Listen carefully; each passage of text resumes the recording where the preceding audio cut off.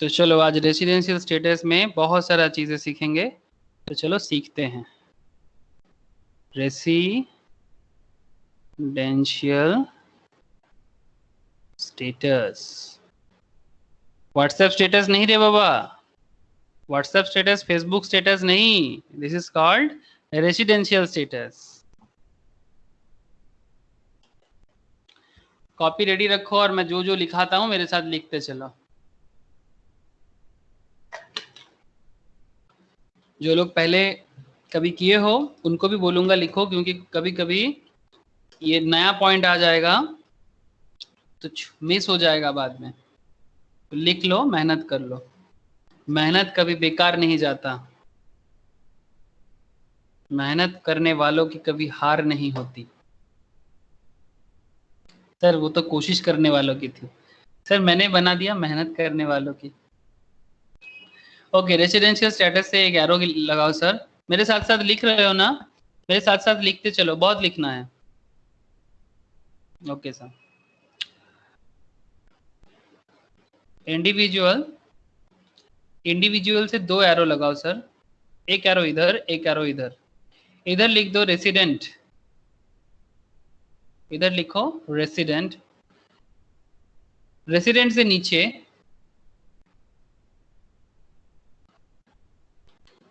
Any one condition,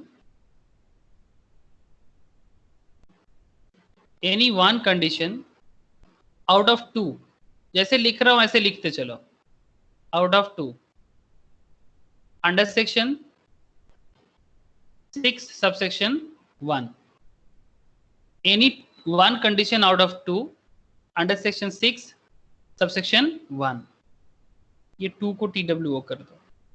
any one condition out of two under section 6 subsection 1। जैसा मैं arrow दे रहा हूं ऐसा ही एरो दे दो। एरो देके इधर एरो को ऊपर करो, फिर लिखो अदरवाइज, अदरवाइज नॉन रेसिडेंट,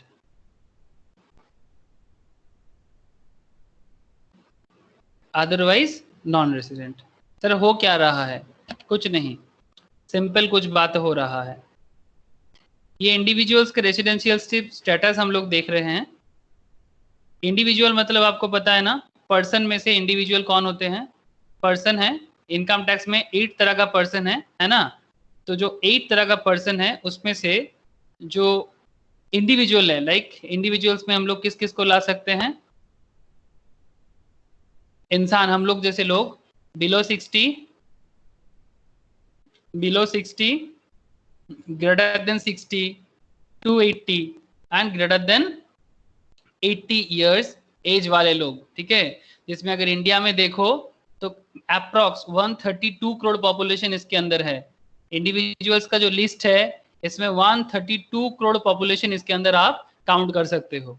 अब ये पॉइंट है कि ये जो अप्रॉक्स 132 करोड़ पॉपुलेशन है हमारे कंट्री में, इस 132 करोड़ पॉपुलेशन में कितना परसेंटेज पॉपुलेशन रेसिडेंट हो जाएगा, कितना परसेंटेज नॉन रेसिडेंट हो जाएगा, ठीक है। ये रेसिडेंट नॉन रेसिडेंट का क्या खेल है, क्या क्या पर्सपेक्टिव है किसी को रेसिडेंट बनाने के पीछे और किसी को नॉन रेसिडेंट बनाने के पीछे। तो सबसे पहले जब हम किसी को रेसिडेंट बोल सकते हैं तभी रेसिडेंट बोल पाएंगे जब सेक्शन 6 सबसेक्शन 1 का, section 6 subsection 1 of the income tax act 1961, okay, income tax act 1961 में सेक्शन 6 सबसेक्शन 1 में दो कंडीशंस के बारे में बोला गया है। अगर दोनों कंडीशंस का कोई भी एक कंडीशन फुलफिल करता है, दोनों कंडीशन में अगर एनी वन कंडीशन फुलफिल करता है तो उसको रेसिडेंट कहेंगे। अदरवाइज अगर नहीं करेगा, अगर एटलीस्ट एक कंडीशन भी फुलफिल नहीं किया तो उसको नॉन रेसिडेंट कहेंगे। यहां तक मैंने जितना जितना पॉइंट बोला इतना समझ में आया कि इतना पहले बता दो, क्योंकि तभी जाके मैं आपको सेक्शन 6 सबसेक्शन 1 का समझ, दिमाग में यही चल रहा है कि सर सेक्शन 6 सबसेक्शन 1 का दो कंडीशन है क्या? एग्जैक्टली ना सर, वही दो कंडीशन आगे बोलने वाले हैं। लेकिन अगर आपने इतना तक लिख लिए तो मुझे आगे और चर्चा करना होगा। आपको यहां तक अगर समझ में आया तो मैं आगे बात बढ़ाता हूं। अब आपको क्या करना है, अब इसके नीचे ये जैसे ही रेसिडेंट हो है ना, रेसिडेंट के नीचे आपको लिखना है। मैं इसको रब करता हूं, हाँ, मतलब आपको इसके नीचे एरो देना है। मैं इसको रब करूंगा।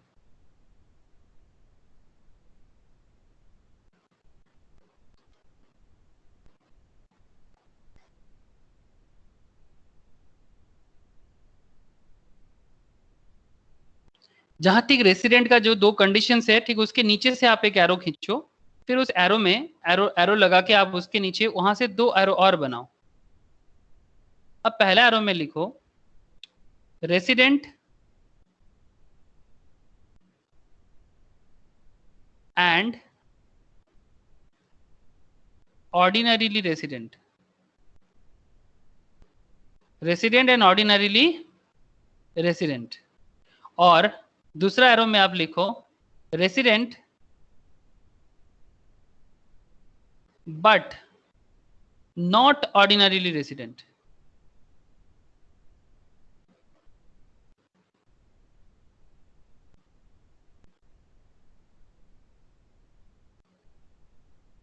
Not ordinarily resident. पहले में क्या लिखे सा, resident and ordinarily resident, and second में लिखने के लिए मैं बोला कि resident but not ordinarily resident.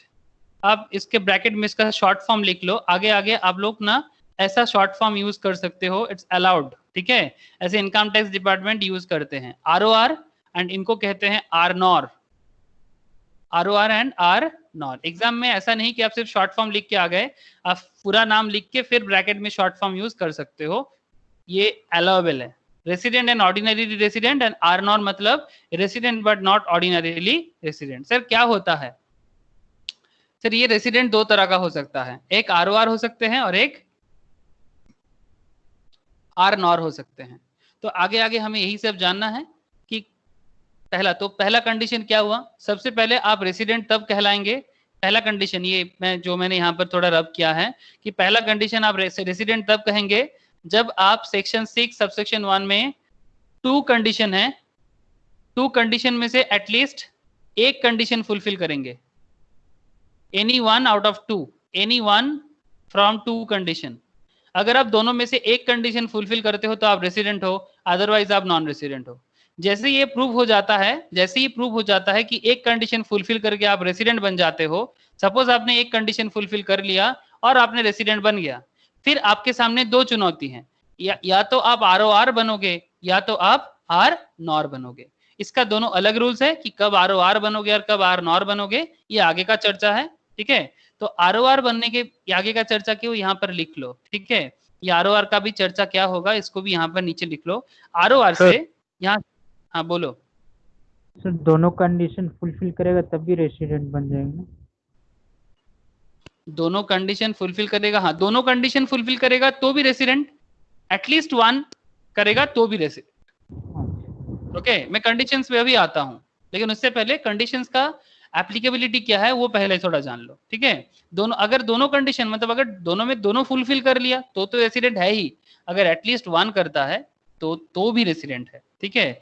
अब आप लोग ये ROR से मतलब ROR होने का क्या कंसेप्ट है, सेम पॉइंट ऑफ कॉन्सेप्ट से लिखना, ठीक है। मैं इसको रब करता हूं और आप इसके नीचे लिखना। ये आपके सामने ऐसा था ना एरो, आपके सामने कुछ ऐसा एरो था, एक तरफ आपका ROR था और एक तरफ आपका RNOR था, ठीक है। तो ROR और RNOR का जो प्रेजेंटेशन होगा कुछ ऐसा करना, ये बाद में पढ़ने में काफी सुविधा होता है, इसलिए मैं इस तरह से लिखा रहा हूं। अब ROR के नीचे एक एरो लगाओ और यहां लिखो टू कंडीशन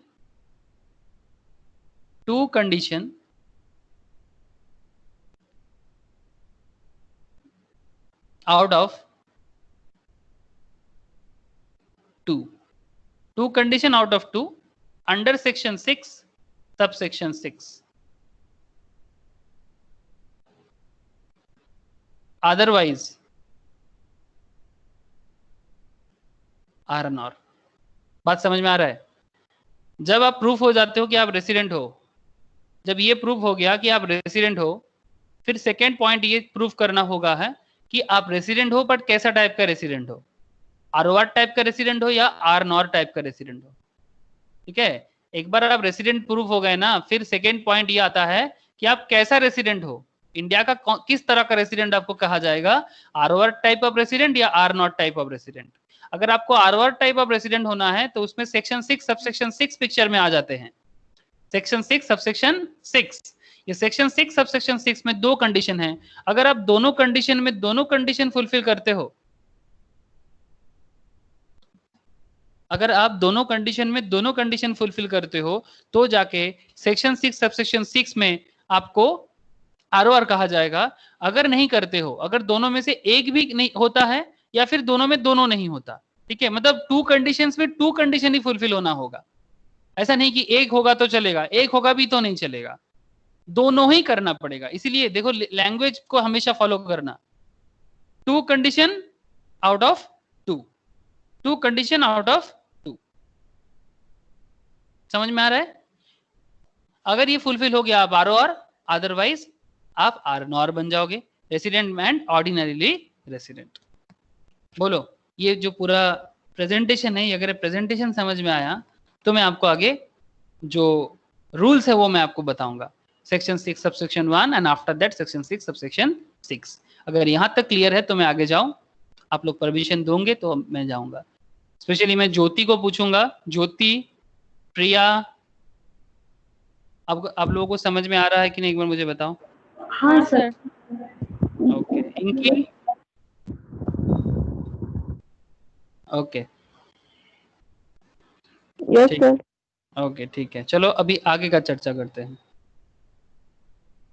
एक सेकेंड,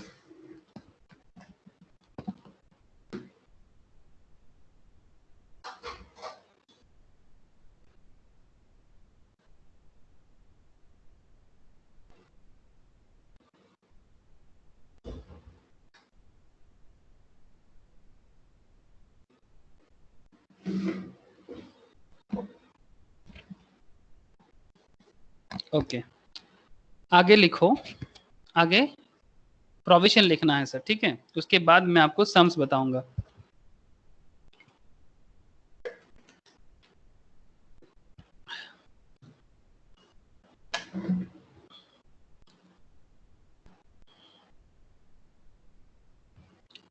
मैं रब करता हूं इसको, चलो लिखो,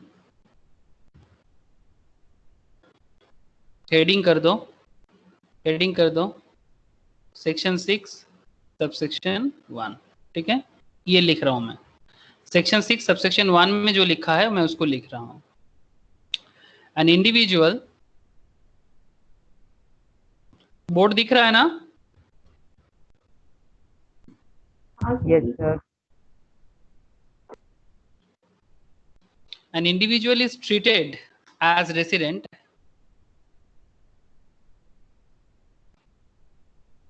an individual is treated as resident, इसको मतलब प्रैक्टिस भी करना होगा आगे, ठीक है। An individual is treated as resident if he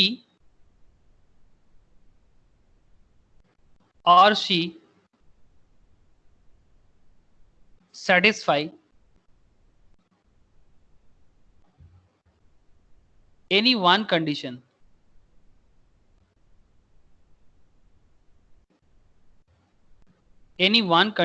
out of two, ठीक जैसा हम लोगों ने लिखा था वैसा ही मैं लिख रहा हूं। अंडर सेक्शन 6 सबसेक्शन 1, दो कंडीशन जो है उसको A B पॉइंट में लिखो, ठीक है, कंडीशंस को पॉइंट नंबर A में लिखो, या फिर 1 ऐसा भी लिख सकते हो, रोमन 1 से भी लिख सकते हो। Physically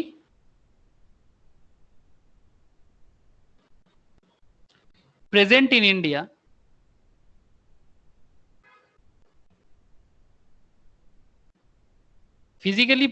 India for at least 182 days, 182 days during the previous year। Currently कौन सा प्रीवियस ईयर चल रहा है? 1920। ये एज पर सम्स होगा, हाँ, जैसे सम्स में दिया रहेगा आपको ठीक उसी हिसाब से करना पड़ेगा। अगर सम्स में दिया है 15-16 assessment year, then previous year क्या होगा? अगर सम्स, ये तो अभी प्रेजेंटली जो चल रहा है मैंने यहाँ पर लिखा, सपोज सम्स में दिया है असेसमेंट ईयर 15-16, तो आपका प्रीवियस ईयर क्या होगा? Your previous year is 14-15, okay. तो ये एज पर सम्स है, तो ड्यूरिंग द प्रीवियस ईयर का मतलब एज पर सम्स या एज पर प्रोजेक्ट, जैसा जैसा प्रोजेक्ट में आप काम करोगे, बट करेंटली यही प्रीवियस ईयर चल रहा है, दैट्स व्हाई मैंने प्रीवियस ईयर जो चल रहा है उसी को मैंने यहाँ पर राइट डाउन किया। तो physically present in India for at least 182 days during the previous year 1920, okay। and second point, और क्यों? क्योंकि कोई भी एक प्रूफ होने से चलेगा। Point number B, present in India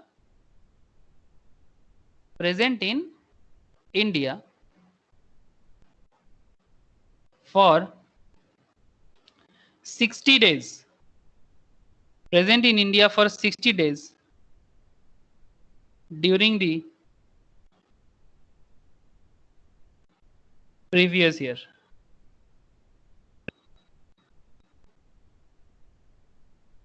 previous year 1920 में लिख रहा हूं, करेंटली चल रहा है, असेसमेंट ईयर करेंटली 2021 चल रहा है, previous year 1920 and 365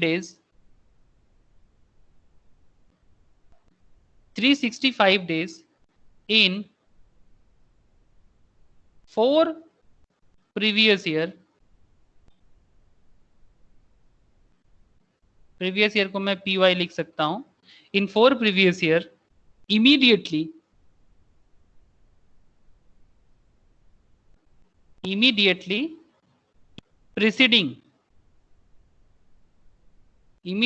preceding the previous year, immediately preceding the previous year। लिख लिए इतना तक, जितना तक मैंने लिखाया, या किसी का बाकी है? Immediately preceding the previous year, अगर इतना लिख लिए हो तो मैं एक प्रैक्टिकल एग्जांपल क्रिएट करूंगा पॉइंट नंबर बी के लिए। यस सर, होएगा चे? अगर नहीं हुआ है तो स्क्रीनशॉट ले लो, जिसका देरी हो रहा है स्क्रीनशॉट ले लो, बुद्धिमानी लगाओ, टेक्नोलॉजी का सही इस्तेमाल करो। ओके, मैं रब कर रहा हूं। हाँ, ओके, पॉइंट नंबर बी को रख रहा हूं, पॉइंट नंबर ए को रब कर रहा हूं।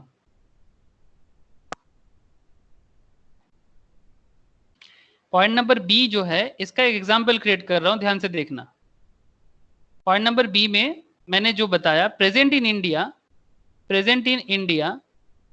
for 60 days during the previous year 1920 and 365 days in 4 previous year immediately preceding the previous year, इसको कैसे याद रखना चाहिए प्रैक्टिकली देखो। इसको आप ऐसे याद करो, जैसे करेंटली कौन सा प्रीवियस ईयर चल रहा है? 1920, जैसे present previous year. Present previous year क्या है? Present previous year is 1920, okay. And इससे पहले 1920 से ठीक 4 साल पहले, 1920 का ठीक पिछला 4 साल, इमीडिएटली प्रीसीडिंग का मतलब क्या है? ये जो वर्ड है ना, present in India for 60 days, that means 1920 में उसको 60 डेज रहना पड़ेगा, ठीक है। और उसके साथ साथ 365 days in 4 previous year immediately preceding the previous year. मतलब ये जो 1920 जो प्रीवियस ईयर है, इसका ठीक, इसका just before 4 previous year, immediate preceding, इसको कहते हैं इमीडिएट प्रीसीडिंग। लाइक 1819, 1718, 1617 एंड 1516, ये सारा का सारा 4 साल मिला के 365 डेज होना चाहिए। समझ में आया? मतलब पॉइंट नंबर बी जो है, पॉइंट नंबर बी का कॉन्सेप्ट एकदम सिंपल है। Particular previous year that is 1920 में अगर किसी का 2021 में आप इनकम टैक्स कैलकुलेशन करने के टाइम पे उसका रेसिडेंशियल स्टेटस देख रहे हो, क्योंकि रेसिडेंशियल स्टेटस पे डिपेंड करता है कि इंडिया में उसका टैक्स होगा कि नहीं होगा। रेसिडेंशियल स्टेटस पे ही डिपेंड करता है कि इंडिया में उसका टैक्स होगा कि नहीं होगा। सिंपल है, कौन टैक्स देगा? रेसिडेंट टैक्स देगा, नॉन रेसिडेंट टैक्स नहीं देगा। एक्सेप्शनल पॉइंट है, लेकिन नॉर्मल कॉन्सेप्ट ये है कि अगर आप इंडिया का रेसिडेंट बन जाते हो तो आपको इंडिया में टैक्स देना पड़ेगा। अब बात समझ रहे हो? स्टार्टिंग में ही आपको मैं रेसिडेंट नॉन रेसिडेंट का पॉइंट लिखाया, यहाँ पर रेसिडेंट प्रूफ करना सबसे इंपॉर्टेंट होता है, और जो नॉन रेसिडेंट बन गया ना वो तो बच गया। हेलो, आप समझ रहे हो? एकदम फर्स्ट में जो सेक्शन 6 सबसेक्शन 1 का 2 कंडीशन जो मैं बता रहा हूं आपको, उसमें अगर आप रेसिडेंट प्रूफ हो जाते हो ना, तो आपको बेसिकली रेसिडेंट प्रूफ होने से इंडिया में टैक्स देना पड़ेगा। अगर आप नॉन रेसिडेंट प्रूफ हो जाते हो तो आपको इंडिया में टैक्स देने का जरूरत नहीं है। तो कोई भी नॉन रेसिडेंट होना चाहेगा, but it's not an easy task. Non resident होना इतना आसान बात नहीं है, ठीक है। और आरओआर और रेसिडेंट होने के बाद आरओआर और आरनोआर का कॉन्सेप्ट में मैं बाद में आऊंगा, लेकिन उससे पहले सेक्शन 6 सबसेक्शन 1 क्लियर होना चाहिए। तो सेक्शन 6 सबसेक्शन 1 का 2 कंडीशन क्या है, जो मैंने ऑलरेडी आपको लिखा दिया। पॉइंट नंबर ए आपको क्या बता रहा है, प्लीज एक बार रीड करो पॉइंट नंबर ए को। Physically present in India for at least 182 days, मतलब आपको इंडिया में प्रीवियस ईयर में एटलीस्ट 182 दिन, एटलीस्ट 182 दिन, दैट इज 182 डेज रहना पड़ेगा। और present in India for 60 days during the previous year, that means 1920। और उसके साथ साथ मतलब 60 डेज के साथ साथ पिछला जस्ट मतलब बैकिंग में उसका ठीक 4 साल पहले, ठीक 4 साल, मतलब ऐसे नहीं 18-19 का गैप नहीं होना चाहिए, ठीक है, गैप नहीं, एकदम पिछला 4 साल में 365 डेज रहना चाहिए। अगर ये दोनों यहाँ पर और उधर पॉइंट नंबर ए, ये कंडीशन दोनों में से कोई भी पॉइंट नंबर ए कंडीशन भी फुलफिल कर लो, ए और बी, ओके, ए और बी मतलब या तो 182 या फिर बी का 60 एंड 365, कोई भी एक कंडीशन अगर आप फुलफिल करते हो तो आप रेसिडेंट कहलाओगे। ये बस मैं रफ में कर रहा हूं, आपको पॉइंट समझ में आया? या तो 60 एंड 365, और पॉइंट नंबर, ये पॉइंट नंबर बी है, एंड पॉइंट नंबर ए के हिसाब से 182 डेज, और यहां पर 60 days and 365 days in 4 PY, 182 days in PY। अगर ये दोनों में से कोई भी एक कंडीशन, एनी वन कंडीशन, ये सेक्शन 6 सबसेक्शन 1 में, सेक्शन 6 सबसेक्शन 1 में दोनों कंडीशन में अगर एक कंडीशन फुलफिल होता है तो आप क्या कहलाओगे? आप रेसिडेंट कहलाओगे। अगर आप रेसिडेंट कहलाते हो तो आप इंडिया का रेसिडेंट हो जाओगे, और जैसे ही आप इंडिया का रेसिडेंट बन जाते हो तो आपको टैक्स देना पड़ेगा, टैक्स पे इन इंडिया। बात समझ में आ रहा है? हेलो? हाँ सर। Yes sir. অত্রিব বোঝা যাচ্ছে? অত্রিব?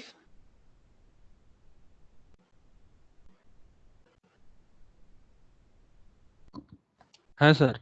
ओके ओके, तो मैं नेक्स्ट पॉइंट में मूव करती हूँ। उसके बाद जैसे मैं नेक्स्ट पॉइंट में मूव करूंगा, आफ्टर दैट धीरे धीरे मैं इलस्ट्रेशन में आऊंगा, लेकिन कुछ मतलब जैसे मैं सम्स में आने से पहले मैं आपको एक स्पेशल नोट लिखाना चाहता हूँ। आप स्पेशल नोट पहले लिख लो, ठीक है? 2 स्पेशल नोट्स है, उस स्पेशल नोट लिखने के बाद हम लोग ये पर्टिकुलर जो अभी हम लोगों ने सेक्शन 6 सबसेक्शन 1 समझा ना, इसका रियल लाइफ सम्स करेंगे तो आपको एकदम अच्छा लगेगा, तभी जाके इस पर्टिकुलर रूल्स का यूज सीखोगे आप लोग। ओके,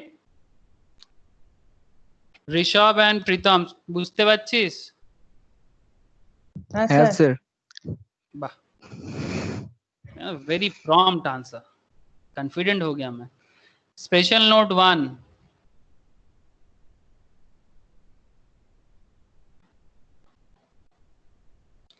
स्पेशल नोट 1 लिखो, at the time of calculation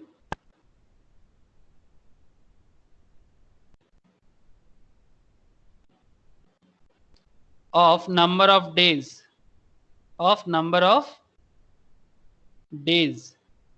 जब हम लोग नंबर ऑफ डेज कैलकुलेट करेंगे ना, वही 182 वाला या फिर 60 एंड 365 वाला, ठीक है?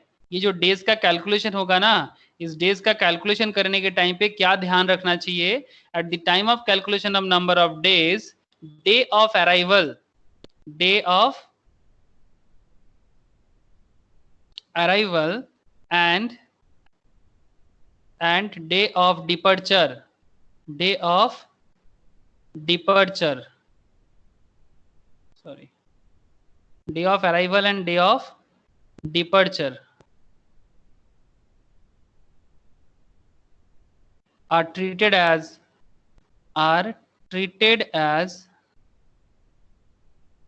2 days, treated as 2 days.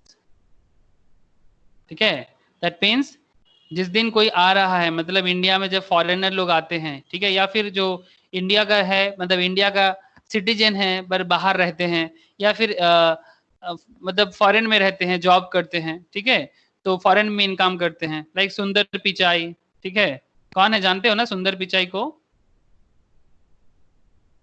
Google का हेड है रे बाबा, गूगल का हेड, ये फॉरेन में रहते हैं लेकिन है तो इंडियन, ठीक है।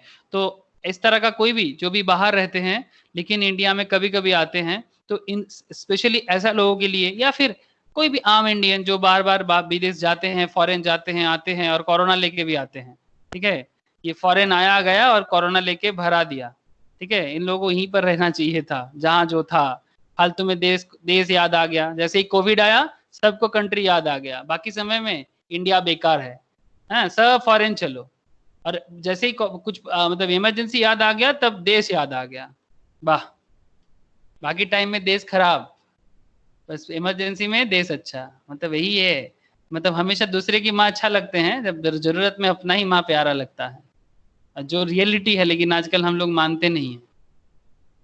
एक एक मूवी था, मतलब बाकी सब सपने होते हैं, अपने तो अपने होते हैं जो भी हो। तो पॉइंट स्पेशल नोट 1 क्लियर हुआ कि नहीं हुआ बताओ? स्पेशल नोट 1 क्लियर हुआ कि day of arrival and day of departure treated as 2 days, जिस दिन आ रहा है एंड जिस दिन जा रहा है, अब ये 2 दिन जोड़ दोगे, ठीक है, सपोज किसी का 180 हो रहा है नॉर्मल कैलकुलेशन में, लेकिन अराइवल जिस दिन आया और जिस दिन गया, ये दोनों दिन आप जोड़ोगे तो 182 हो जाएगा, ठीक है। Government of India, government of specially income tax department, government of income tax department छोड़ा नहीं, कैसे भी करके 182 करना है, कैसे भी करके 182 लगाना है, क्योंकि 182 लगने पे टैक्स देना पड़ेगा, तो गवर्नमेंट अपना जगह छोड़ेगा क्यों, तो इसीलिए आने का दिन जाने का दिन एक एक दिन काउंट होगा।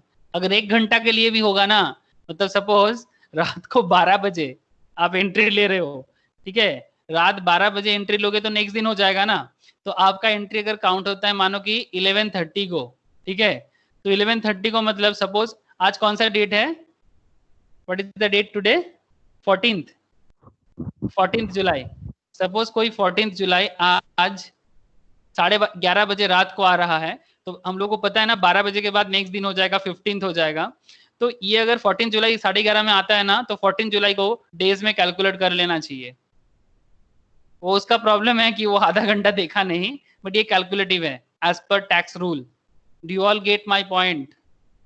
ठीक है, सिमिलरली जाने के टाइम पे भी सपोज वो 16th, सपोज वो किसी 15th ऑफ मानो कि दिसंबर में जा रहा है, ठीक है, तो दिसंबर में जब वो जा रहा है तो 15 दिसंबर में मानो कि वो जा रहा है रात को 12 बजे, ठीक है, वो अगर 11:30 को चला जाता तो उसका डे एक दिन कम काउंट होता, लेकिन उसका फ्लाइट अगर 11:30 की जगह 12:30 है, अगर कोई बोलेगा तो फिर उसका नेक्स्ट दिन काउंट हो जाएगा। अब यहाँ पर पॉइंट है कि सर अगर फ्लाइट लेट है तो क्या होगा, ठीक है, सर वो नॉर्मल जो ऑफिशियल टाइम होता है ना फ्लाइट का, उसी को काउंट किया जाता है, क्योंकि एक बार वो एयरपोर्ट अथॉरिटी के अंदर चला गया ना, तो ऑटोमेटिकली वो बाहर नहीं निकल सकता ना, स्पेशल रीजन होगा तो वापस आ जाएगा, फ्लाइट मिस करेगा, दैट्स अ डिफरेंट इशू। लेकिन एक बार आप अगर एंट्री ले लेते हो, ठीक है, वो रिपोर्टिंग टाइम के अंदर, उसी टाइम को आपका काउंटिंग किया जाता है कि फ्लाइट का टाइम क्या है, that is the main thing. और उसमें वो अपना पासपोर्ट डिपार्टमेंट है ना, उसके पास सारा का सारा डेटा रहता है, समझ रहे हो ना, वीजा डिपार्टमेंट पासपोर्ट डिपार्टमेंट के पास सारा का सारा डेटा रहता है। हेलो, समझ में आ रहा है ना, छुपने का जगह नहीं है। तो स्पेशल नोट 1 अगर क्लियर है, नेक्स्ट पॉइंट में बात करेंगे, दैट इज स्पेशल नोट 2। लिखो सर स्पेशल नोट 2।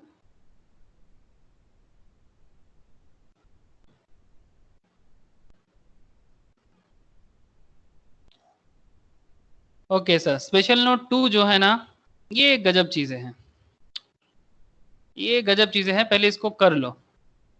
कैसा करे सर? ओके, ड्राइंग करो थोड़ा सा, थोड़ा ड्राइंग मैं दिखाता हूँ कैसे ड्राइंग।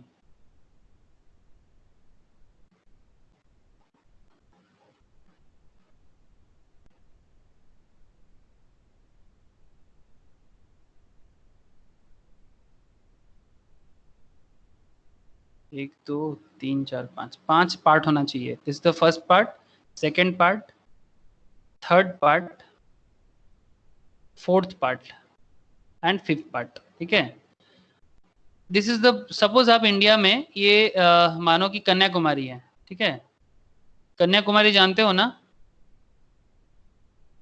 कन्याकुमारी इंडियन ओशियंस का लास्ट पार्ट है। कन्याकुमारी के वहां पर एक रॉक है, विवेकानंद रॉक। स्वामी विवेकानंद कन्याकुमारी रॉक में जाके बहुत दिनों तक, साउथ में बहुत फेमस है, अपने बंगाल में इतना विवेकानंद का रेस्पेक्ट नहीं है जितना होना चाहिए।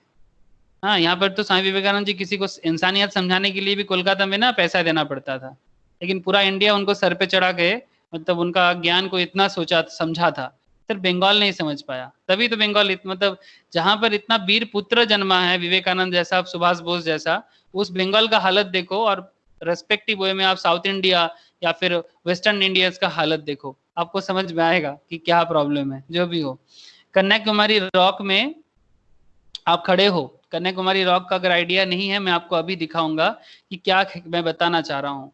ये कन्याकुमारी रॉक कहाँ है जानते हो? ये इंडियन ओशियन में है। ये इंडियन ओशियन में है, तो ये इंडियन ओशियन का मतलब आप एकदम शोर में हो। शोर मतलब समझते हो ना, जिसको हम लोग बीच कहते हैं। ठीक है, मतलब एकदम समुद्र किनारे हो। ठीक है, तो आप शोर में खड़े हो, तो किनारे में आप खड़े हो। तो अब आप देखो इंडिया क्या है। अभी आप स्पेशल नोट 2 बेसिकली इंडिया क्या है वही आप जानोगे। इंडियन लिखो, फर्स्ट पार्ट में लिखो इंडियन टेरिटोरियल वाटर। ये हम लोग बेसिक में बोला था ना, इंडिया क्या है जानना है सर, तो इसीलिए मैं आज यहां बता रहा हूं। इंडियन टेरिटोरियल वाटर, ये इंडियन टेरिटोरियल वाटर है 12 नॉटिकल माइल। मतलब आज तक आपके दिमाग में इंडिया जो था, आज के बाद इंडिया चेंज हो जाएगा। मतलब बचपन से लेके आज तक आपने जो इंडिया जान के बड़े हुए, आज एक नया इंडिया जानने को मिलेगा। देखो सर, ये सब क्वेश्चन, ये क्वेश्चन जैसे सीएमए सीएस में पढ़ा जाता है, सीएमए में पढ़ा जाता है, सिमिलर वे में ये यूनियन पब्लिक सर्विस कमीशन का जो एग्जाम होता है ना, आईएएस आईपीएस का, वहां पर भी ये क्वेश्चन बहुत पॉपुलर है। तो it's not an easy thing, बहुत ही अच्छा चीजें हैं आपको जानने को मिल रहा है, अच्छा चीजें हैं, बहुत ही मतलब इंपॉर्टेंट मैटर है। नेक्स्ट पॉइंट, ऑब्वियसली आप लोग भी कॉमर्स लेवल में हाईएस्ट चीजें पढ़ते हो सर, इसके ऊपर कोई कॉमर्स का पढ़ाई नहीं होता अपने कंट्री में। इंडियन कस्टम वाटर, बहुत प्रेस्टिजियस पढ़ाई करते हो आप लोग, तो नॉलेज भी प्रेस्टिजियस होना चाहिए। इंडियन कस्टम वाटर, इसमें लिखो सर, अच्छा यहाँ माइल लिखना मैं भूल गया, 12 नॉटिकल माइल, यहाँ पर लिखो 24 नॉटिकल माइल।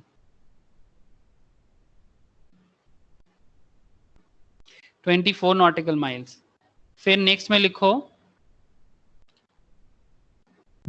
नॉटिकल क्या है? बोलছি नॉटिकल बोलছি আমি, नॉटिकल माइल, नॉटिकल का मतलब मैं बता रहा हूँ। नेक्स्ट में लिखो exclusive, exclusive economic zone, exclusive economic zone, यहाँ लिखना 200 नॉटिकल माइल। और यहां पर लिखना हाई सी, यहां लिखना हाई सी, हाई सी। समझ में आ रहा है? मैं उल्टा लिख दिया, अच्छा आपको उल्टा दिख रहा होगा। समझ में आ रहा है ना, हाई सी लिखा मैंने? अच्छा ये है, सॉरी एक सेकेंड, ऐसे ही लिख दो हाई सी। सर क्या इंडिया बताना चाहते हो आप? देखो इंडिया कितना इंपॉर्टेंट है रेसिडेंशियल स्टेटस के लिए, और income tax point of view से बहुत इंपॉर्टेंट है। इनकम टैक्स, कस्टम्स, जीएसटी, हर एक पॉइंट ऑफ व्यू में ये बहुत इंपॉर्टेंट है। ठीक है। इवन जीएसटी का जब भी पढ़ेंगे ना, तो जीएसटी में भी इंडिया पढ़ाया जाता है। आप लोग में से जो लोग मेरे पास जीएसटी ऑलरेडी पढ़ते हो, मैं अलग से यार आपको यहाँ पर नहीं बताऊंगा, ठीक है। तो इंडियन टेरिटोरियल वाटर मतलब अगर आप कन्याकुमारी तीर में खड़े हो तो वहां से इंडियन टेरिटोरियल वाटर कितना है, 12 नॉटिकल माइल्स तक। नॉटिकल क्या होता है, 1 नॉटिकल माइल इक्वल्स टू,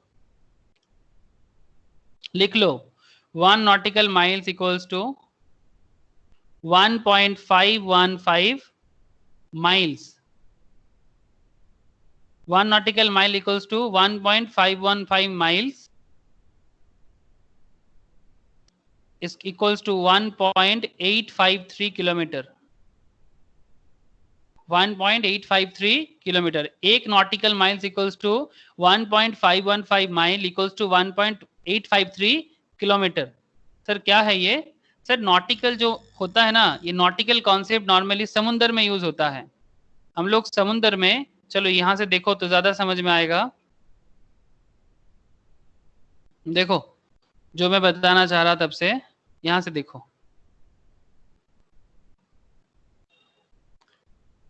ये आप अगर इंडिया देख रहे हो ना तो कितना इंडिया है, ठीक है। आपको क्या पता, आपको ऐसा लगता है यही इंडिया है। नॉर्मल कोई भी इंडिया का जो मतलब जानते हैं उसको लगता है कि दिस इज इंडिया।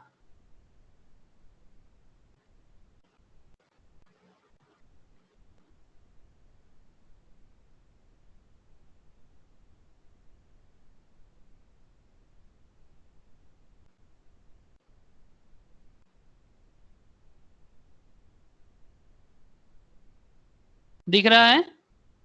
हेलो, आपको इंडिया दिख रहा है ना? Yes sir. ये मैंने आपको जो अभी बताया वो दिस पॉइंट है। मैंने आपको अभी जो दिखाया ना, ये पॉइंट मैं आपको दिखाया। ओहो ये चला जा रहा है। बेसिकली मैंने आपको ना शो किया ये वाला पार्ट, ये तमिलनाडु के नीचे वाला हिस्सा में आपको शो किया, ठीक है। तो वो वाला हिस्सा में ही हमारा कन्याकुमारी है, ठीक है।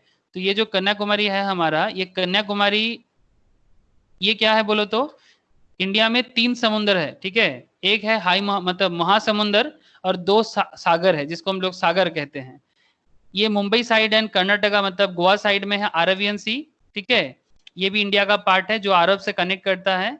ये है बे ऑफ बंगाल, ठीक है, जो बंगाल के नाम से दिया गया है, लेकिन ये जो पार्ट है, दिस होल एरिया, ठीक है, कलकत्ता के नीचे वाला हिस्सा से लेके दीघा मंदारमनी आप लोग घूमने जाते हो, पुरी जाते हो, ठीक है, वाइजैक जाते हो, ये पूरा का पूरा हिस्सा बे ऑफ बंगाल है। ये तो इंडियन टेरिटरी में ही जाता है। यहाँ पर आपका बे ऑफ बंगाल में अंडमान सी दिख रहा है ना, ये भी इंडिया का ही पार्ट है, ठीक है। यहाँ अंडमान निकोबार आइलैंड है, this is also part of India. यहाँ पर अगर कन्याकुमारी का रॉक है, यहां से लेके ये है इंडियन ओशियन।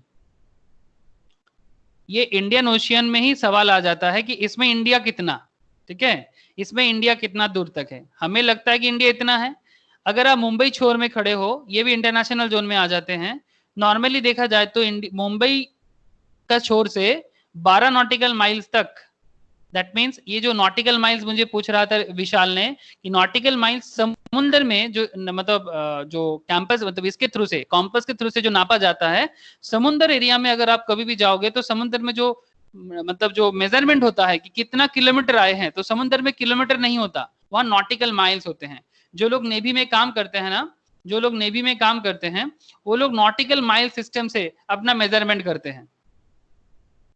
तो 1 nautical miles equals to 1.515 miles, और 1.515 miles equals to 1.853 kilometre, that means near about 2 kilometres. We can just मतलब हम लोग समझ सकते हैं।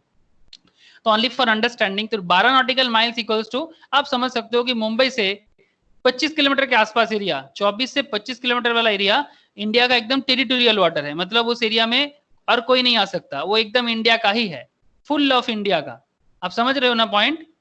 मुंबई से या फिर तमिलनाडु से, जहां से भी आप मन करे, मतलब कोई भी समुद्र किनारे खड़े हो जाओ, वहां से 24 नॉटिकल 24 नॉटिकल माइल्स, चाहे यहां से देख लो, यहां से देख लो, यहां से देख लो, जिधर से देख लो, इंडिया के तीर से कहीं से भी जा लो, 12 नॉटिकल माइल्स तक इंडिया का टेरिटोरियल वाटर, ठीक है। 12 nautical mile, suppose this area जो है ये 12 नॉटिकल माइल का एरिया है। आप समझ रहे हो ना मेरा बात? ये 12 नॉटिकल माइल्स का एरिया है, ये इंडिया है, फुल ऑफ इंडिया का है। यहां से और मैं थोड़ा सा बढ़ा रहा हूं, ठीक है, और 12 तीर से और 12 नॉटिकल्स, मतलब 24 नॉटिकल मतलब इंडिया का कस्टम वाटर, ये भी इंडिया का ही है। कस्टम वाटर मतलब अगर कोई बाहर से कोई सपोज यहाँ यूएई से, यूनाइटेड अरब से एक शिप आ रहा है, ठीक है, एक जहाज आ रहा है, आप समझ रहे हो ना बात मेरा। अगर एक यूनाइटेड अरब एमिरेट से एक शिप आ रहा है, तो ये शिप अगर इंडिया का ये 24 नॉटिकल माइल्स जो एरिया है ना, यहाँ पर अगर एंट्री ले लेता है ना, यहाँ पर अगर ये एंट्री ले लेता है तो इसको कस्टम ड्यूटी देना पड़ेगा। मतलब ये भी इनकम इंडिया का ड्यूटी मतलब टैक्स के अंदर आ जाता है। तो ये इस वाटर में आने से पहले इसको 10 बार सोचना पड़ता है। अगर ये सामान किसी दूसरा कंट्री के लिए लेके जा रहा है तो उसको इंडियन कस्टम वाटर में आने का कोई परमिशन नहीं है। आपको समझ में आ रहा है? Hello, yes sir. समझ में आ रहा है ना? इंडिया, ये है इंडिया। इंडियन कस्टम वाटर में अगर आ जाता है तो कस्टम ड्यूटी देना पड़ेगा। तो अगर ऐसा बहुत लोग करते हैं कि मतलब यहाँ पर आके कोई और मतलब बोट लाके सामान खाली करते हैं बीच समुद्र में, ये सब अलाउड नहीं होता, मुश्किल हो जाते हैं। तो यहाँ पर अलग पुलिस होते हैं, कस्टम पुलिस होते हैं, कस्टम ऑफिसर्स होते हैं, वो लोग ये सब देखते हैं। और एक पॉइंट है sir, 200 nautical miles, India extends up to 200 nautical miles. 200 nautical mile मतलब कुछ ऐसा पार्ट, 200 नॉटिकल मतलब exclusive economic zone. Suppose India का एरिया से, ठीक है, इंडिया का एरिया से 200 नॉटिकल माइल तक, 200 नॉटिकल माइल्स तक अगर कोई यहाँ पर ऑयल माइंस मिला, तेल का कोई माइंस मिला, ठीक है, पेट्रोल डीजल वाला, तो वो माइन किसका होगा जानते हो? इंडिया का होगा। उसको कहते हैं exclusive economic zone. Do you understand ना? 200 nautical mile normally international area है, लेकिन अगर 200 नॉटिकल माइल में अगर किसी का कोई जगह मिलता है तो वो यहाँ पर हमारे केस में इंडिया का होगा, अगर दूसरा कंट्री का है तो वो दूसरा कंट्री का हो जाएगा, ठीक है। तो अप टू 200 नॉटिकल माइल्स तक इंडिया आपका अपने आप को एक्सटेंड कर सकता है। लेकिन 200 के पार, ठीक है, हाई सी आ जाता है। 200 के पार हाई सी आ जाता है, तो हाई सी में इंटरनेशनल पुलिस काम करते हैं, आपको पता है उसको इंटरपोल बोलते हैं। तो हाई सी में किसी का पावर नहीं चलेगा, वो इंटरनेशनल मैटर होगा, यूनाइटेड नेशंस देखेगा उसको, यूनाइटेड नेशंस देखेगा। समझ रहे हो पॉइंट? ठीक है, तो ये है India. Basically India extends up to 12 nautical miles, 24 nautical miles custom water और 200 nautical mile exclusive economic zone.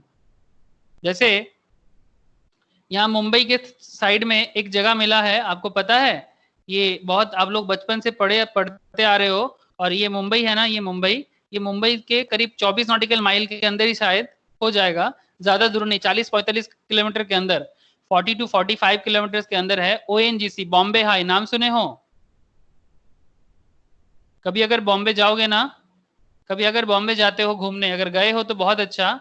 आप लोग ना यहाँ से ना लॉन्च मिलता है, यहाँ से लॉन्च मिलता है, लॉन्च करके ना इस पर्टिकुलर एरिया में ना एक आइलैंड है, आइलैंड का नाम है एलिफेंटा केव। एलिफेंटा केव, ये एलिफेंटा केव तो बहुत अच्छा है, पहाड़ी है एक बीच में, और उसके अंदर से मतलब मराठा ब्रिटिश से लड़ाई करता था, उसका एक तोप वगैरह भी कामा मतलब मिलेगा आपको। लेकिन वो तो देखना ही है, मतलब टूरिस्ट पॉइंट ऑफ व्यू से। लेकिन इस पे जाते वक्त ना आपको बॉम्बे हाई दिख जाएगा। ये क्या है सर? इंडिया का ऑयल माइन है। ये जो एक कंपनी है ना, ONGC, oil and natural gas commission, इसके अंडर में आता है बॉम्बे हाई, ठीक है। मतलब बॉम्बे का हाई सी में, हाई सी के आसपास इसको मिला है, इसलिए इसको बॉम्बे हाई कहते हैं, और ये इंडिया का है। तो मतलब वो जो एक्सक्लूसिव इकोनॉमिक जोन वाला कॉन्सेप्ट के कारण ये बॉम्बे हाई इंडिया का नेचुरल रिसोर्स का पार्ट है। तो यहाँ से जो भी इनकम होगा वो इंडिया में टैक्स देने के लिए जरूरत होगा। हेलो, समझ में आ रहा है कि इंडिया, तो मतलब इस पानी के ऊपर का आसमान भी इंडिया का, ठीक है, इस पानी के ऊपर में आसमान भी इंडिया, ये पानी के नीचे का पानी भी इंडिया का। मतलब नीचे, पानी के नीचे क्या है नहीं पता, कितना अंदर तक जा सकते हैं, पाताल लोक जो भी बोलो आप, ठीक है। तो ये पानी भी इंडिया का, 12 nautical miles, 24 nautical miles up to, ठीक है, उसका आसमान भी इंडिया का, और ये जो लैंड मास है तो इंडिया का है ही। कुछ समझ में आ रहा है? What is India and what is its economical and income tax इंपॉर्टेंसी?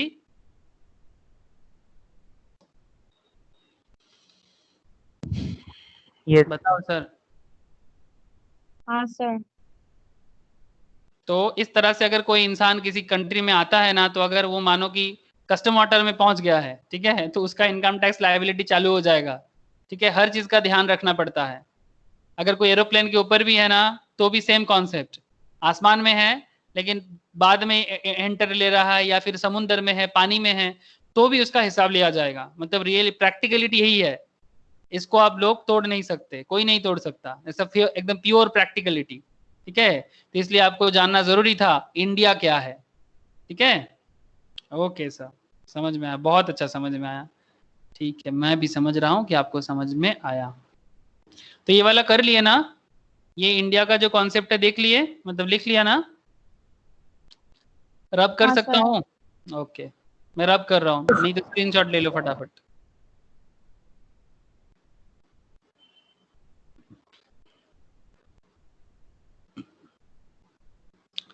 एक क्वेश्चन लिखो सर, एक क्वेश्चन लिखो।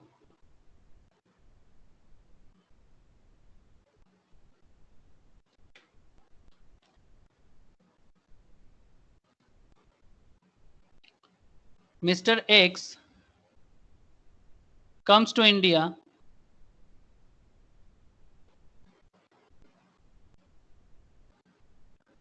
for the first time. For the first time, पहली बार इंडिया आ रहा है। कब आ रहा है? 7th July 2010 and return back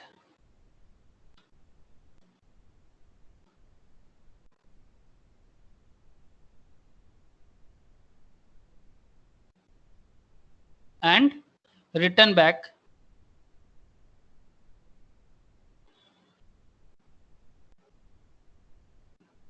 as on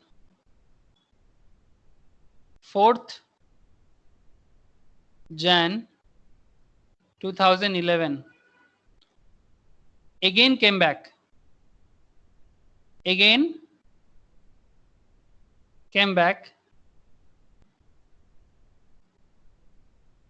to India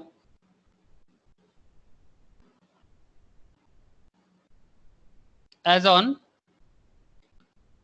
4th September 2012 and stay here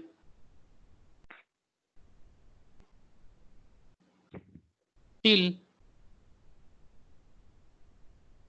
12th June 2013. Calculate residential status of Mr. X. Previous year कौन सा है? Previous year है मेरे सम्स में 13-14। ठीक है, इस एग्जाम्पल में प्रीवियस ईयर 13-14 है। एग्जाम में कुछ भी दे सकता है, मैक्सिमम चांसेस है 19-20 देने का, लेकिन मैटर सेम है। अगर आप प्रीवियस ईयर असेसमेंट ईयर का कॉन्सेप्ट समझते हो तो कुछ भी दे सकता है। तो यहाँ पर प्रीवियस ईयर मैंने 13-14 दिया क्योंकि मेरा डेटा इसी हिसाब से मैंने बनाया था। ओके, तो अगर हेलो, कोई कुछ कहना चाहते हो क्या? सम्स लिख लिया आप लोगों ने?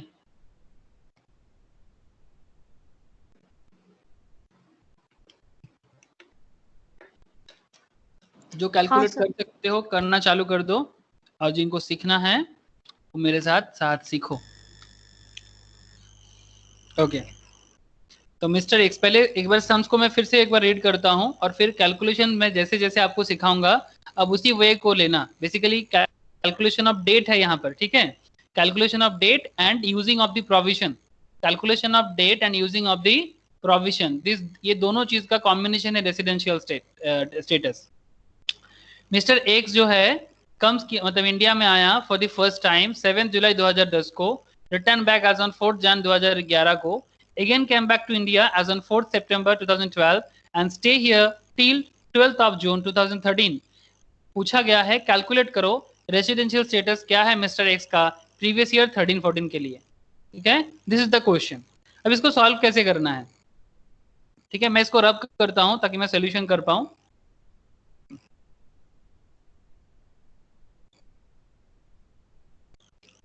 आई होप कि आप लोगों ने सबने क्वेश्चन लिख लिया होगा।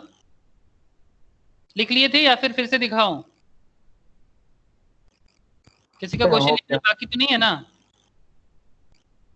नहीं सर। ओके।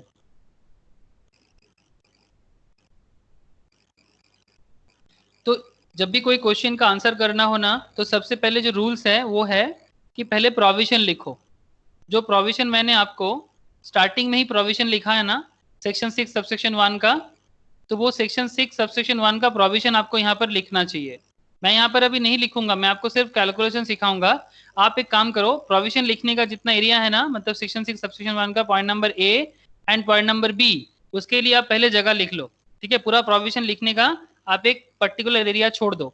आफ्टर दैट आप कैलकुलेशन के लिए रेडी हो जाओ। ठीक है, पहले आप प्रोविजन लिखने का एरिया छोड़ के वहां पर बाद में कैलकुलेशन को, प्रोविजन को लिख लेना, एंड आफ्टर दैट कैलकुलेशन को करना। बात समझ में आया? तो पहले keep a positions for the provisions. ठीक है, प्रोविजन उसके लिए कुछ ब्लैंक एरिया छोड़ दो, आफ्टर दैट आप कैलकुलेशन करो। ओके सर, समझ गया। तो मैं अब एकदम डायरेक्ट कैलकुलेशन में आ जाता हूँ। सबसे पहले आप यहाँ पर बोलो, मतलब कैसे करोगे, इजी इजी से कर रहा है, ज्यादा कॉम्प्लेक्स मत करो। आ रहा है, जा रहा है, सर एकदम दिमाग से बाहर जा रहा है, आ रहा है, जा रहा है और दिमाग से भी बाहर जा रहा है, एकदम नहीं। डायरेक्ट आप कैलकुलेशन करना सीखो, previous year and assessment year का। यहाँ पर मेनली इंपॉर्टेंट है प्रीवियस ईयर। सबसे पहले वो कब आया, आप लोग बताओ? 7 जुलाई को आया ना वो? 7 जुलाई 2010 को आया ना? हेलो, वो हाँ 7 सर। जुलाई 2010 को आया। तो आपको क्या करना चाहिए, आप मुझे बताओ कि 7 जुलाई 2010 कौन सा प्रीवियस ईयर में आता है? ये प्रीवियस ईयर 10-11 का पार्ट है। It's a part of previous year 10 and 11। Previous year 10-11 का पार्ट है ये। अच्छा, तो 7 जुलाई 2010 जो है 10-11 का पार्ट है। फिर वो चला जा रहा है, कब जा रहा है? नहीं, चला गया था, and return back as on 4 Jan 2011। फिर से वो आ रहा है 4 जनवरी 2011 को आ रहा है। तो जब 4 जनवरी को आ रहा है, तब वो कौन सा ईयर में आ रहा है? 10-11 में ही आ रहा है, उसी ईयर में 10-11 में ही फिर से वो रिटर्न बैक आया। आफ्टर दैट, नहीं सॉरी, मैंने गलत बोल दिया क्या? Mr X comes to India for the first time for 7 July 10 and return back, return वो चला गया, सॉरी 4 जन को वो चला गया, 10-11 में 4 जनवरी को चला गया। Again came back to India, फिर से इंडिया में आया, कब आया? 4 सितंबर को आया, 4 सितंबर 2012 को आया। ये कौन सा ईयर का पार्ट होगा? ये 12-13 का पार्ट है, 12-13 प्रीवियस ईयर। कब तक है? किसी का म्यूट नहीं है, थोड़ा म्यूट करो ना, म्यूट करो प्लीज। 12 जून 2013, 12 जून 2013, 12 जून 2013 में ये कौन सा ईयर में जा रहा है फिर? 13-14 तक, मतलब है इंडिया में। देखो कितना दिन तक है, stay here till 12 June 2013, that means 13-14। Okay, तो यहाँ पर मेनली कौन सा डेट का खेल हो गया? 10-11, 10-11, 12-13, 13-14, 11-12 में कोई पिक्चर है नहीं। ठीक है, तो बेसिकली आपको इसको कैलकुलेट करने से पहले ये आपने एक माइंड मैप बना लिया कि उसका आने जाने का डेट का माइंड मैप, ये उसने आया। ठीक है, ये अराइवल का टाइम है, फर्स्ट टाइम अराइवल, फिर ये चला गया, डिपार्चर किया था। ठीक है, फिर अराइव किया, फिर अराइवल हुआ, and again departure, sorry stay किया, मतलब अभी भी स्टे है। तो आपको कहा गया है दिस 13-14 का कैलकुलेशन करने के लिए। आपका कैलकुलेटिव ईयर 13-14 है। मैं इसको रफ करता हूं, अगर आपने माइंड मैप कर लिया तो अब आपको मैं प्रोफॉर्मा बता रहा हूं कि किस तरह से आप ऐसा कैलकुलेशंस को बेसिकली कर पाओगे। शुरू में थोड़ा टाइम लगेगा, लेकिन धीरे धीरे आपको बहुत ही इजी और आदत हो जाएगा। सबसे पहले आप कैलेंडर बना लो। कैलेंडर कैसे ड्रॉ करोगे? सिंपल, फाइनेंशियल ईयर कैसे होता है? अप्रैल से होता है ना, तो अब अप्रैल, मई, जून, जुलाई, अगस्त, सितंबर, अक्टूबर, नवंबर, दिसंबर, जनवरी, फरवरी, मार्च, और एक कॉलम बनाना टोटल का। ओके, ये हो गया कैलेंडर। अप्रैल से होगा काउंट, क्योंकि हमारा कंट्री में फाइनेंशियल ईयर ऐसे होता है, अप्रैल, मई, जून, जुलाई, अगस्त, सितंबर, अक्टूबर, नवंबर, दिसंबर, जनवरी, फरवरी, मार्च और एक टोटल का कॉलम। प्रीवियस ईयर 13, 14, मतलब ऊपर से करना, प्रीवियस ईयर 13, 14 ये आपका कैलकुलेटेड ईयर है, ठीक है। फिर 12, 13, देन 11, 12, देन 10, 11, देन 9, 10।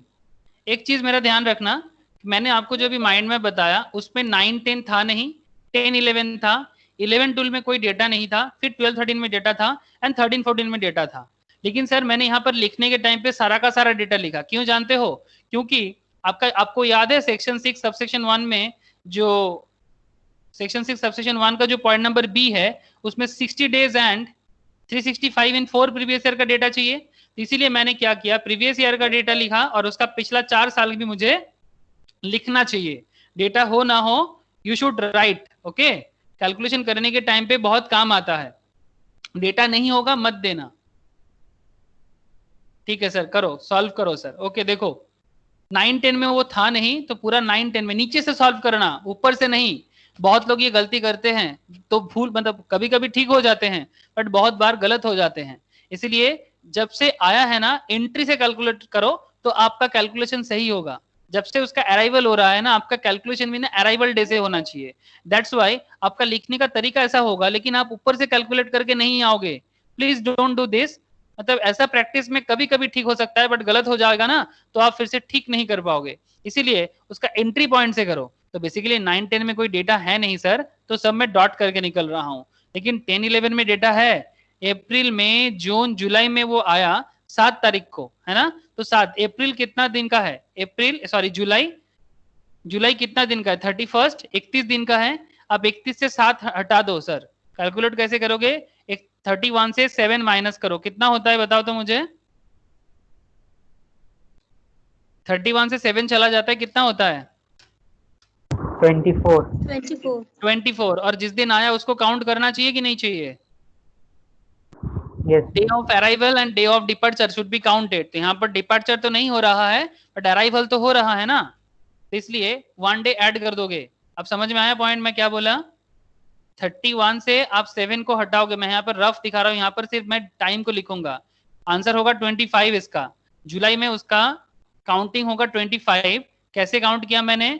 31 जुलाई का डेट है, 31 से आपने 7 को लेस कर दिया, आपका आता है 24। क्योंकि डे ऑफ अराइवल है तो +1 कर दो, तो आप अल्टीमेटली आपका जुलाई का अमाउंट होगा 25। बहुत बार ना बहुत लोग ये वाला प्लस करने में भूल जाते हैं और उनका आंसर गलत आता है तो सिली मिस्टेक करके आ जाते हैं।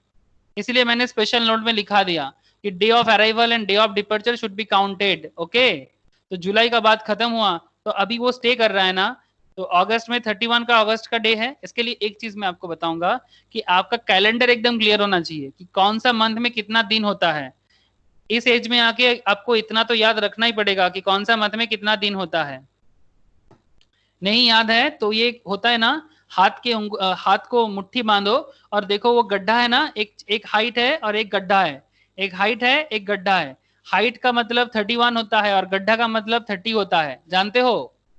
हाथ को मुट्ठी बांधो और मुट्ठी में जो एक गांठ बनता है ना, गांठ, वो गांठ जो है, गांठ है 31 और बीच वाला एरिया है 30।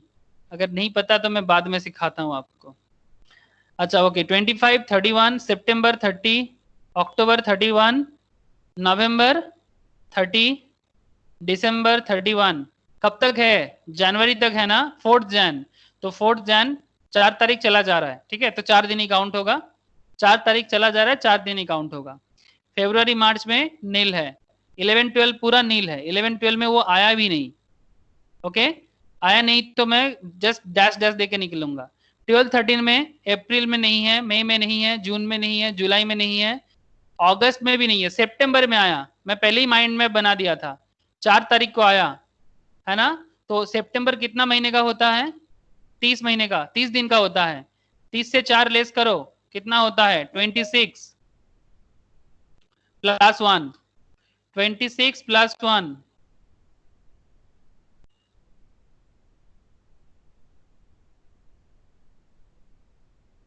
बोलो, सितंबर का कैलकुलेशन समझ में आया? 26 + 1 सितंबर में 27 होगा, अक्टूबर में होगा 31, नवंबर में 30, दिसंबर में 31, जैन में भी 31,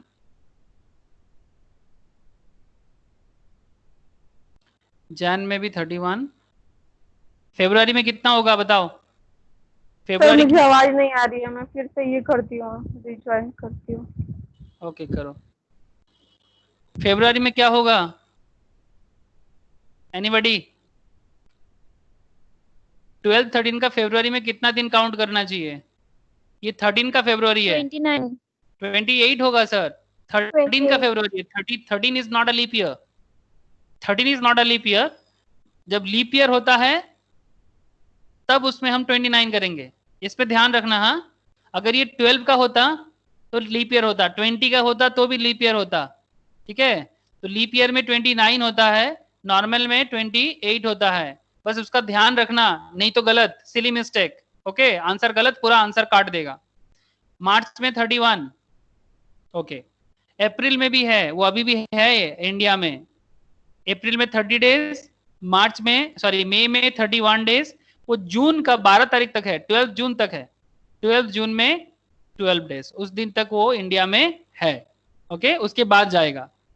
तो 13, 14 में जून में डेटा खत्म होता है। बाकी एरिया में वो कैलकुलेशन नहीं पूछा गया है हमसे। तो ये हो गया मेरा डेट का कैलकुलेशन। ठीक है, अब इसको मुझे बस जोड़ना है और कुछ काम नहीं है, सिर्फ हमें एडिशन करना है। तो आप लोग बस क्या करोगे, ऐड करो, जस्ट ऐड इट। आप लोग मुझे बताओ 13, 14 में जो भी हो रहा है टोटल करो। 13, 14 का टोटल यहाँ करो, 12, 13 का डेटा टोटल यहाँ करो, 11, 12 में कुछ है नहीं, 10, 11 का डेटा यहाँ ऐड करो। बताओ कितना होता है? 13, 14 ऐड करके कितना हो जाएगा? आई थिंक 73 होगा, करके देखो। ये अमाउंट हो जाएगा 209 और ये हो जाएगा 182। 9, 10 में कुछ है नहीं तो ऐड करने का जरूरत नहीं है। यहाँ पर ये जो डेटा है ना, इसको अलग करो और ये 73 को अलग करो। क्यों? This is your calculative year, this is your previous year, तो इसका डेटा आपके लिए बहुत इंपॉर्टेंट है, इसलिए इसको अलग करो। और बाकी जो 4 साल का डेटा है ना उसको अलग करो। तो इसको ऐड करके कितना होता है बताओ, ये दोनों को? 209 प्लस 182, ये अमाउंट ऐड होके होता है 391 डेज। डेज होता है 391 और इसका डेज होता है 73। ओके, तो डे का कैलकुलेशन हो गया। अब हमें प्रोविजन के साथ मैच करा के आंसर देना पड़ेगा। अब आप लोग मुझे हेल्प करोगे कि क्या करेंगे? बताओ, ये कैलकुलेशन सबको समझ में आया कि नहीं? पहले मुझे इतना बता दो कि जिस तरह से हम लोगों ने धीरे धीरे कैलकुलेशन किया डेट का, कि ये डेट का कैलकुलेशन सबको क्लियर है कि नहीं? औत्रीव, ज्योति, प्रिया, ऋषभ, प्रीतम, आप सबको समझ में आया? हाँ सर। हाँ सर। ठीक है, हाँ सर। ओके। मतलब देखो, बहुत लोग ना अपना दिमाग लगा लेते हैं और अपने हिसाब से स्टार्टिंग से करना चालू कर देते हैं 13, 14 से। मैं आपको बस एक छोटा सा एडवाइस करूंगा कि don't calculate from the starting, मतलब 13, 14 से कैलकुलेट मत करना, ऑलवेज एंट्री पॉइंट से करना। ये 9, 10 के बाद 10, 11 से एंट्री हुआ है ना उसका, तो एंट्री पॉइंट से कैलकुलेट करो। जब से वो बंदा आया है ना तब से उसका कैलकुलेशन होना चाहिए, just like that, just like that. Okay, इस तरह से उसका कैलकुलेशन होना चाहिए, जैसे आया जैसे गया। ठीक है, ये पैटर्न होना चाहिए। आपको समझ में आ रहा है ना? इस तरह से कैलकुलेशन का पॉइंट ही होना चाहिए, तब जाके आपका कैलकुलेशन में गलती होने का चांसेस नहीं होगा। और डे का हिसाब आपको क्लियर होना चाहिए कि कौन सा मंथ में कितना दिन होता है, और day of arrival and day of departure में 1 डे ऐड होता है। ठीक है, ये वाला पर्टिकुलर पॉइंट आप लोग हमेशा याद रखिएगा।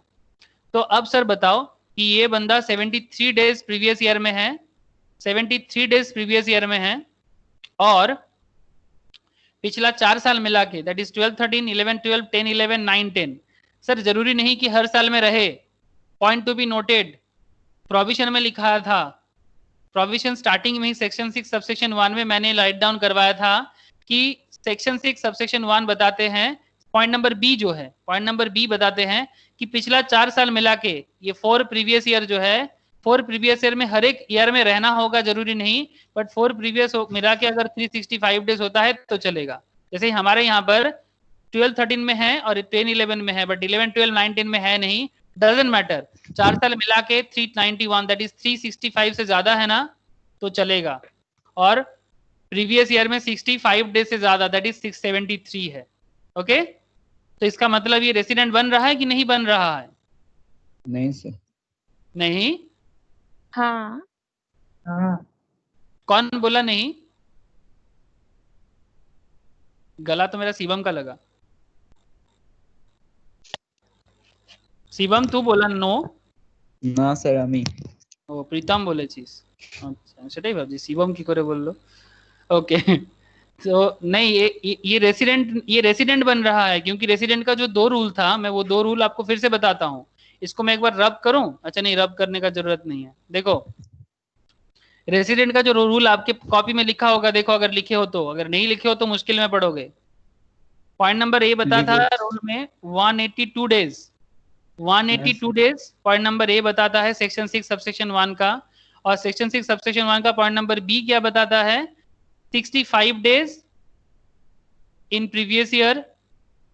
यहाँ पर प्रीवियस ईयर क्या है? 13-14 में कितना दिन है? 73। 13-14 में कितना दिन है? 73। 73। और क्या होना चाहिए? 4 प्रीवियस ईयर में 365। यहाँ पर 4 प्रीवियस ईयर में कितना हो रहा है? 4 प्रीवियस ईयर में 391 है ना। तो ultimately point number section 6 subsection 1 में any one condition must be successful. कोई एक कंडीशन फुलफिल होना जरूरी है। तो यहाँ पर पॉइंट ए फुलफिल नहीं हो रहा है, पर पॉइंट बी फुलफिल हो रहा है। पॉइंट बी फुलफिल हो रहा है तो वो रेसिडेंट है। एक कंडीशन फुलफिल हुआ तो वो रेसिडेंट है। आपको बात समझ में आया सबको? नॉट ओनली प्रीतम, मैं सबको पूछ रहा हूँ, क्या बात सबको समझ में आ रहा है? सर वो 60 डेज इन प्रीवियस ईयर होगा या 65 होगा? फिर 65 होगा सर। क्यों, मैंने कभी 60 बोल दिया था क्या? हाँ, इसलिए 60 लिख लिया मैंने। ओ सॉरी, मैंने गलती से 60 होगा, 60 होगा, 65 नहीं। आई एम सॉरी, कहाँ 65 बोला मैंने? ओ सॉरी, बाय मिस्टेक बोल दिया मैंने। 60 सॉरी, वो 365 एंड 60 में कंफ्यूजन हो गया मुझसे। सॉरी 60 डेज, सॉरी ये 60 डेज है ना, ये 60 डेज है, not 65। 60 days in previous. Okay चलो, अभी भी आंसर कंप्लीट नहीं हुआ, अब आंसर को कंप्लीट करो। तो आंसर लिखने का 3 स्टेज है यहाँ पर। जिनका सब्जेक्टिव एग्जाम होगा उनको भी बोल रहा हूँ, और प्रैक्टिकल जिसका एमसीक्यू है उनको तो हर एक चीज जानना पड़ेगा। तो पहला बात, सॉल्यूशंस जब भी आप लिखोगे, सॉल्यूशन का पैटर्न क्या होगा? सॉल्यूशन के पैटर्न में फर्स्ट पार्ट प्रोविजन। जैसे हमारे इस क्वेश्चन में प्रोविजन मतलब क्या? सेक्शन 6 सबसेक्शन 1 का दोनों condition, point A and point B. Second part में क्या आता है? कैलकुलेशन शो करना पड़ेगा। कैलकुलेशन का जो टेबल है उसको दिखाओ। एंड थर्ड पार्ट में आते हैं कंक्लूजन। क्या लिखोगे? In the given problem Mr. X satisfy condition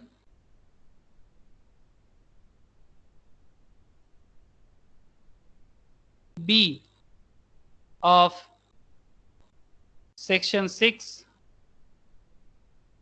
condition B भी लिख सकते हो या फिर सेकेंड कंडीशन भी लिख सकते हो। Second condition of section 6 subsection 1। आप यहाँ पर कंडीशन तो बताओगे ना, तो जैसे आप जैसे लिखोगे वैसा ही हो जाएगा।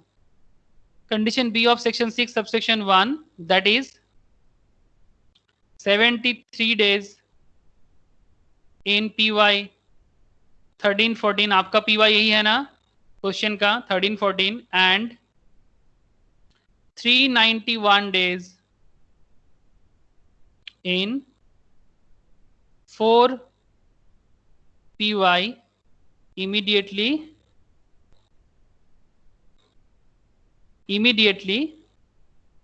preceding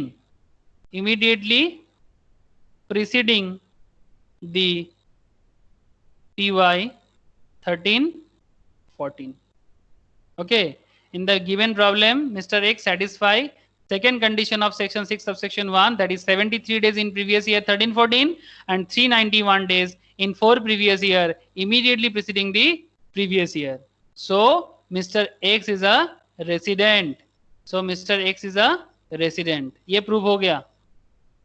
Mr. X is a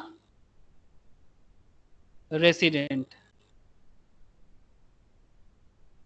समझ में आया कि कैसे मिस्टर एक्स रेसिडेंट प्रूव हुआ. अब सेकेंड पॉइंट में आता है कि रेसिडेंट होने के बाद आर ओ आर नॉर है कि नहीं. उस पर मैं दूसरा क्लास में चर्चा करूंगा. आर नॉर में भी आपको सिखाया नहीं, सेक्शन 6 सबसेक्शन 6. ठीक है, this is second part of the answer. लेकिन अभी मैं इस क्वेश्चन को यहीं पर रखता हूं. मैं बस आपको यहाँ पर रेसिडेंट है कि नहीं पूछा था, वो रेसिडेंट बन गया. ओके, ये बंदा रेसिडेंट बन गया. तो कंक्लूजन कैसे लिखना है देख लिया. मौसमी प्रीति आप लोगों को समझ में आ रहा है? हाँ sir.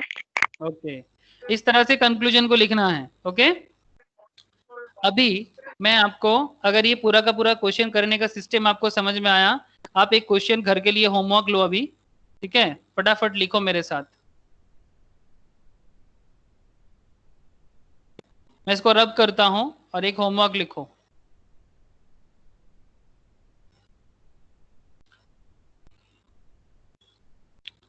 Mr. X, a foreign citizen,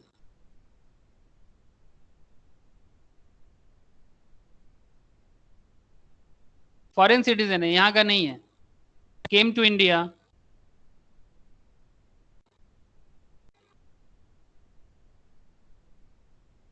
for the first time.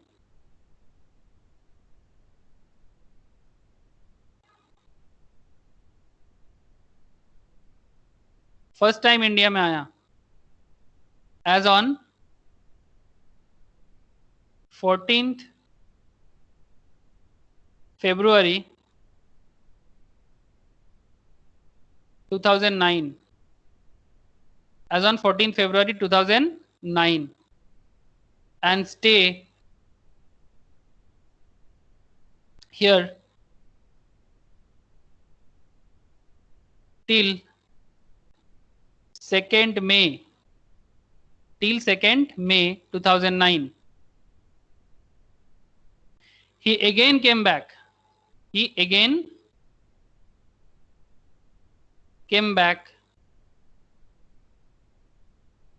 To India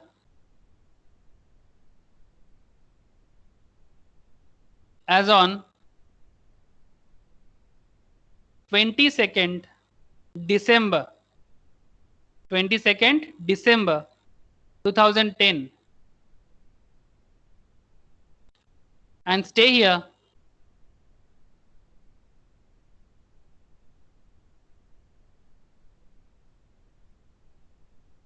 till 15th Feb 2011. He again came back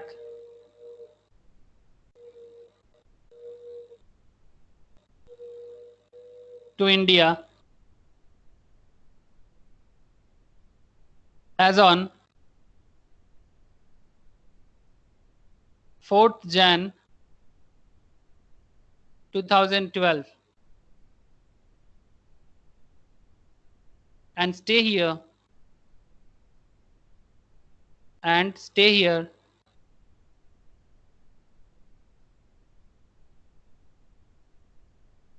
till, लिखते रहो मेरे साथ साथ, 25th July 2012. He again came back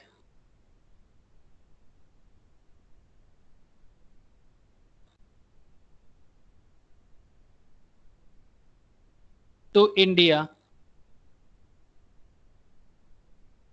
as on 16th January 2013, sir 16 जनवरी। 16 लिखा तो है मैंने। Sir मुझे दिख नहीं रहा है अभी। ओ अच्छा ठीक है, 16 जनवरी 2013 and stay here till 2nd August 2013. Calculate residential status of Mr. X for the PY 13-14. मैंने यहाँ पर फिर से 13-14 दिया as per my sums. Okay, exam situations में ये कुछ भी हो सकता है। It can be 18-19, it can be 19-20, ठीक है, any kind of previous year can be given as per the data. Okay, तो ये था सम्स। लिख लिया आप लोगों ने सबने? हाँ सर। अगर रेसिडेंशियल स्टेटस का ये सम सॉल्व कर लेते हो तो कोई भी सम सॉल्व हो जाएगा, कोई भी कैलकुलेशन सॉल्व हो जाएगा। Mr. X, a foreign citizen, came to India for the first time as on 14th Feb 2009 and stay here till 2nd May 2009. He again came back to India as on 22nd December 2010 and stay here till 15th February 2011. He again came back to India as on 4th Jan 2012 and stay here till 25th July 2012. He again came back to India as on 16th January 2013 and stay here till 2nd August 2013. Calculate the Mr. X residential status for the PY 13-14. Okay, जिस तरह से mind map बना के मैंने आज सिखाया उसी formula को अप्लाई करना। मैं नेक्स्ट दिन चेक करूंगा और भी कुछ सम्स मैं आपको शेयर कर लूंगा व्हाट्सएप में, देख लेना, ठीक है। तो ये था रेसिडेंशियल स्टेटस का बेसिक फर्स्ट क्लास। नेक्स्ट दिन अभी भी बाकी है, ठीक है, अभी तो पार्टी शुरू हुई है रेसिडेंशियल स्टेटस का, बहुत दूर जाना है अभी भी। ओके, स्क्रीनशॉट ले लो जिसका नहीं हुआ है।